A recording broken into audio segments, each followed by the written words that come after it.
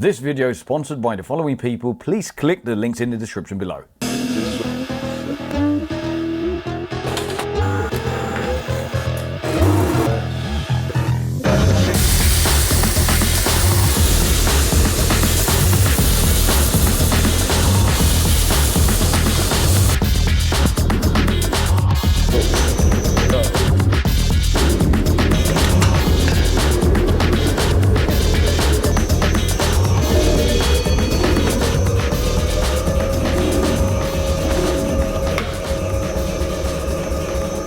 Up a bit. All right, you ready? All right. Yeah, that's good.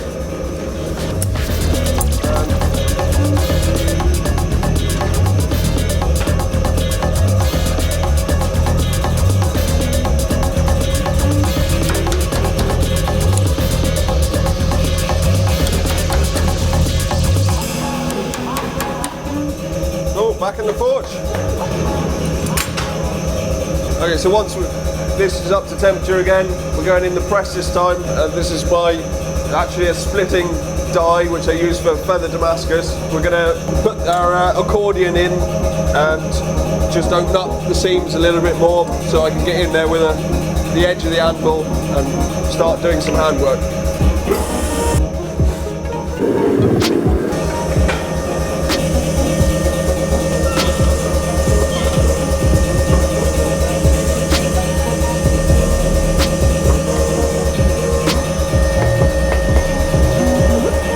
Trick is not to do too much at once, just straight back in the forge, get it back up to temperature again. Not that it's lost a lot of heat, but just play it safe. At some point I'll get myself a proper trolley and mount the forge a little bit higher, because all this bending down is a bit stupid, but there we go. I'll get there in the end. Right, back in the press.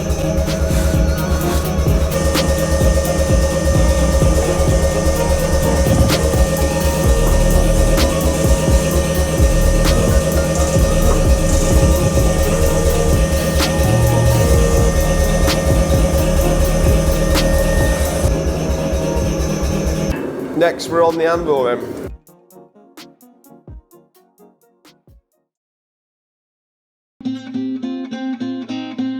So we're going onto the anvil, we're going to start spreading that accordion even more, but it's just nice and even. Go at it with a hammer and start rounding off some of those little corners that are left on the inside. And we'll do all that using the edges of the anvil just to get in there and pop it out.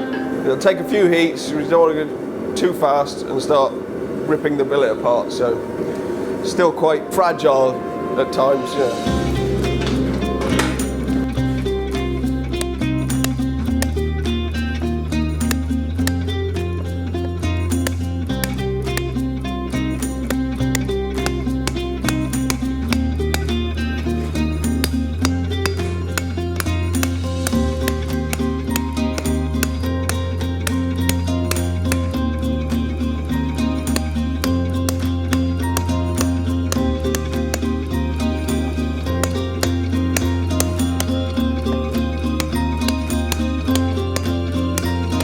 Alright, that'll do for one heat. Back in.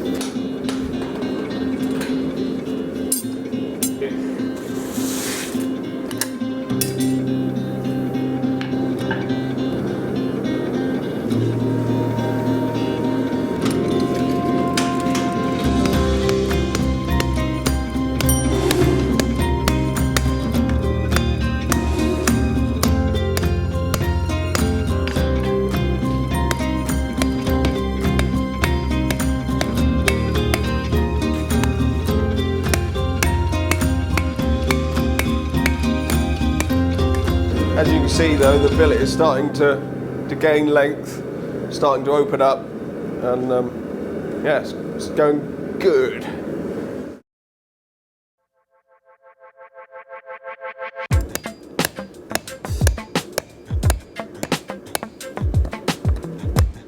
Don't know if you can see, but I'm sort of hitting on the corners to try and stretch it out rather than just directly on the end of the lump.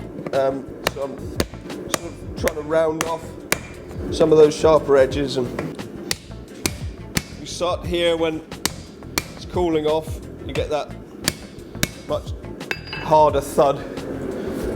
As it's getting thinner, you get less time, cools off quicker.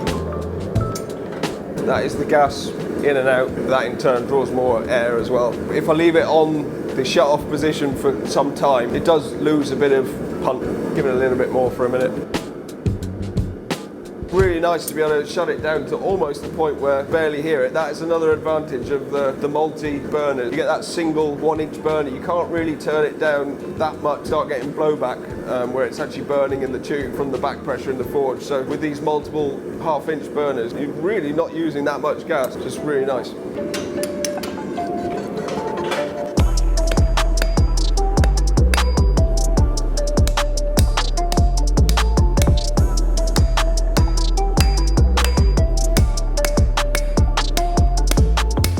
Some of these sharp corners that I'm starting to, these are the ones that I want to get rid of with the hammer if we can. Just blend them into the billet. Done a little bit of a better job this side so far. And then that'll stop us getting any cold shuts. I've just changed over to a cross peen. This one is pretty aggressive, it's not ideal, so a real cheapie. Just allow me to get in there before it completely open up the steel and try and forge some of those little sharp edges down. Righty.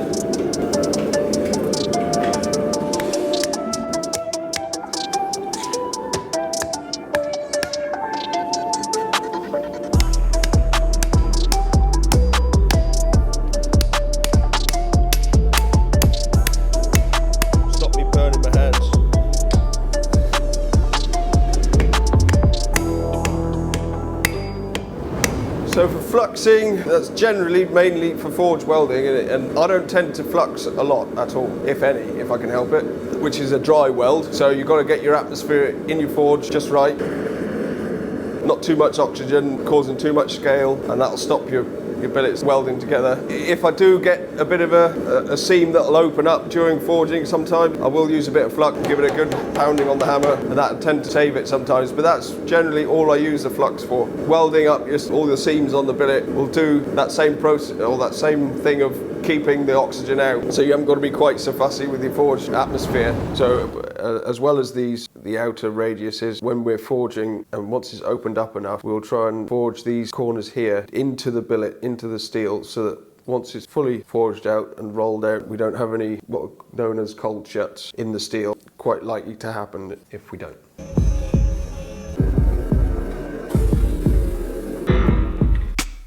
I don't really like wearing a glove on this hand, but holding the hammer you start slipping and it's like you're holding something twice as big as what you are. I don't feel as accurate with it, but you don't want to burn your fingers, do you?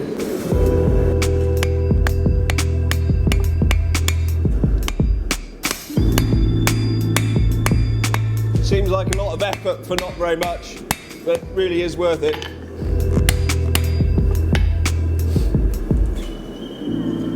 I said that was the last one, but I lied. Maybe one more. To make it easy for you, the billet won't allow you to get to this point without having all the other fundamentals right. So all your other forge welds prior to this point, well, pretty soon they'll tell you whether you were doing the right thing or not, because it'll be now that it fails, if you like. So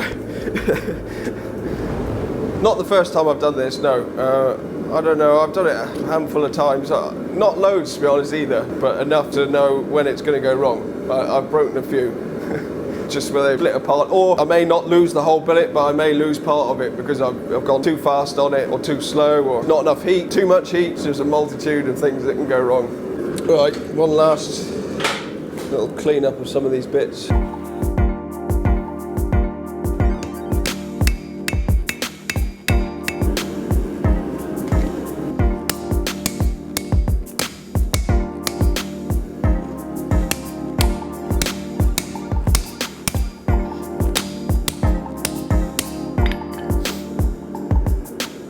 Right, into the power hammer, I think. Yeah, I just like that control that I've got by hand with doing this bit by hand. It makes sense. You probably could do part of it. I mean, the opening up, it's nice to do on the edge of the anvil. You could create a die, do it in the power hammer and just go at it slowly, probably rounding off those little corners. Again, nice to do by hand. You could do it in the hammer, but you just have to keep swapping over with tools and bits and bobs. I mean, there's a lot of angles there that you're trying to play with. I would say do it by hand, but flatting it, there'll be some thicker spots and some thinner spots. So we'll go on the power hammer. It's really good for kind of evening everything out. And then a little bit of rolling as well. Try and just even out even more. Get rid of those sharp corners now and hopefully make our process easier further on down the line. So that's the plan.